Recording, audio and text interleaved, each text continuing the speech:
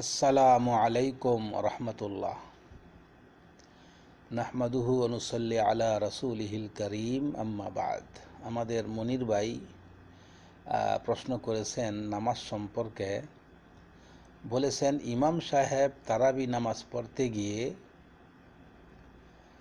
2 রাকাত পড়ে না বসে দাঁড়িয়ে গেলেন। এমনকি তিনি 3য় রাকাত পড়েও বসলেন না, দাঁড়িয়ে গেলেন, বরং তিনি 4 রাকাত পুরা করে বসলেন এবং সালাম ফিরালেন। জানতে চেয়েছেন এর সমাধান কি হবে। জাযাকাল্লাহু খাইরান। আসলে আপনার প্রশ্নটা পরিপূর্ণ হয়নি, একটু বাকি রয়ে গেছে। উল্লেখ করা দরকার ছিল ইমাম সাহেব সেজদা সাহু করলেন কি না। তো যাই হোক, এ মর্মে বলবো যে তারাবি নামাজ সহ রাতের যাবতীয় নফল নামাজ 2 রাকাত করে পড়া উত্তম। যেমনটা হাদিসে এসেছে, সলাতুল লাইলি মাসনা মাসনা, অর্থাৎ রাতের নামাজ 2 রাকাত করে। তো 2 রাকাত করে পড়া উত্তম হলেও বলবো যে 4 রাকাত পড়াও জায়েজ রয়েছে।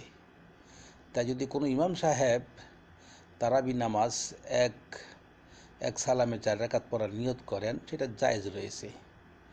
তবে সেক্ষেত্রেও যদি আপনার 4 রাকাত পড়ার নিয়ত করলেও মাঝখানে বসতে হবে, অর্থাৎ দরমিয়ানি বৈঠক করতে হবে, এটা জরুরি।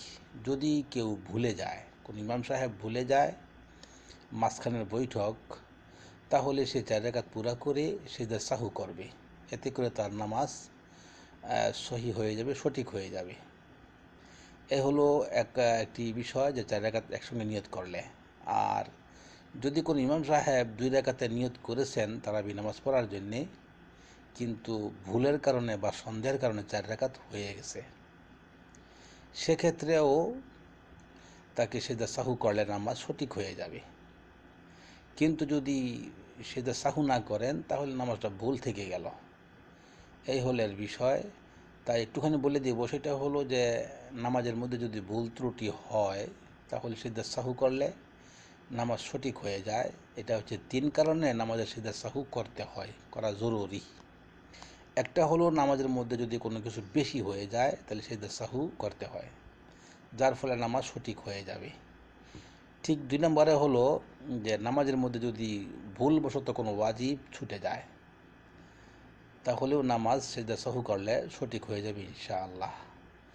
তবে যদি ভুলবশত হোক, আর ইচ্ছাগুলো করলে তো নামাজ বাতিল হবেই, কিন্তু যদি কেউ ভুলবশত কারো রোকন ছুটে যায়, তাহলে তার ওই রাকাত বাতিল হয়ে যাবে।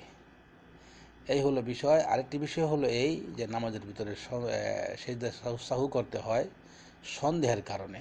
যদি সন্দেহ হয়ে যায়, তাহলে সে চেষ্টা করবে স্থির করার জন্যে, অথবা স্থির করতে না পারে তাহলে কমটাকে গণ্য করে বাকিটা পুরা করবে এবং সবশেষে সিজদা সাহু করবে। তো এই 3 কারণে নামাজের সিজদা সাহু করতে হয়। তাই যদি কারোর মধ্যে এমনটা ঘটে যায় যে কিছু বেশি হয়ে গেল, অথবা কিছু কম হয়ে গেল, অথবা নামাজের সন্দেহ হলো, তাহলে সিজদা সাহুর মাধ্যমে নামাজ সঠিক হয়ে যায়। কিন্তু যদি সেটা না করে, তাহলে নামাজ ভুল থেকে যাবে। আশা করি বুঝতে পেরেছেন। জাযাকাল্লাহু খাইরান।